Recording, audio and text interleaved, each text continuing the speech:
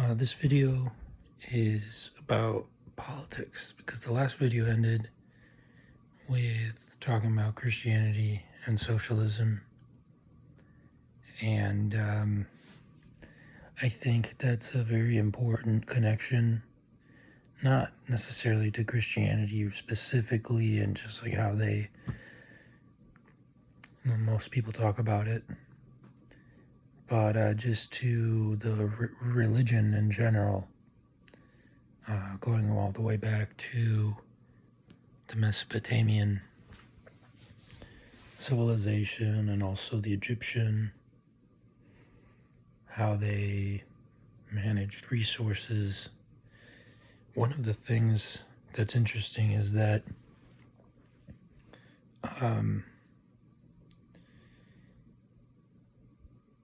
the Egyptian system,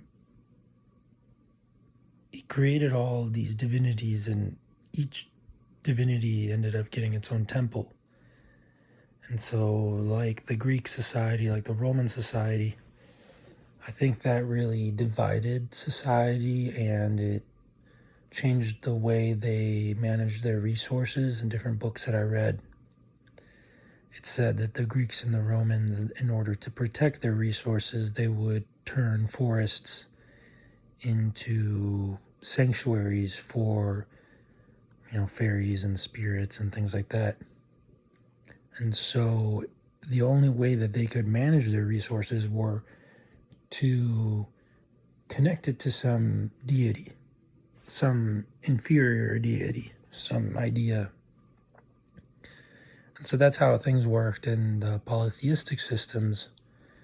And I don't believe that they were as we portray them to be, because they were systems that, from the priestly level, from the knowledge of the priests, it was almost like a science. Especially the foundational, the most important deities always were concepts, observations from the environment and in nature. And so it was really like one person just observing everything and teaching the next person and the next person, and then it just kept evolving and becoming something that it wasn't. And so when people think about polytheism, they're thinking about the end of the chain of that process, and they're not thinking of where it comes from, what it means.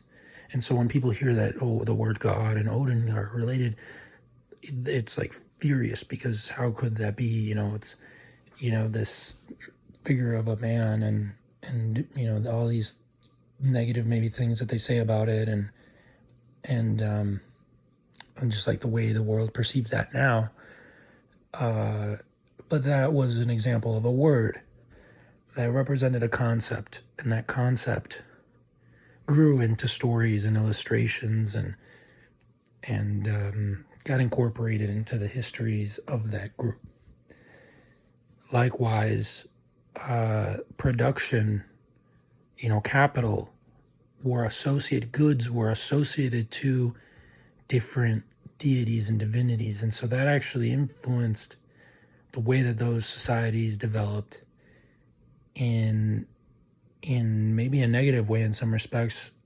I'm sure there you could find some positives, but I think more negative than positive. And I think that the idea of the oneness, which was an idea that was in all these systems, usually associated with the chief deity or the chief concept, the concept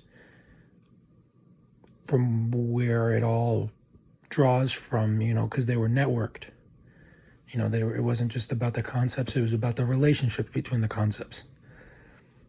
So we don't really have that sort of knowledge, or we don't really talk about that in the Mesopotamian and Abrahamic connection, because it seems to have sort of lost that connection. They don't really talk about too much about the context of Allah in the Mesopotamian pantheon.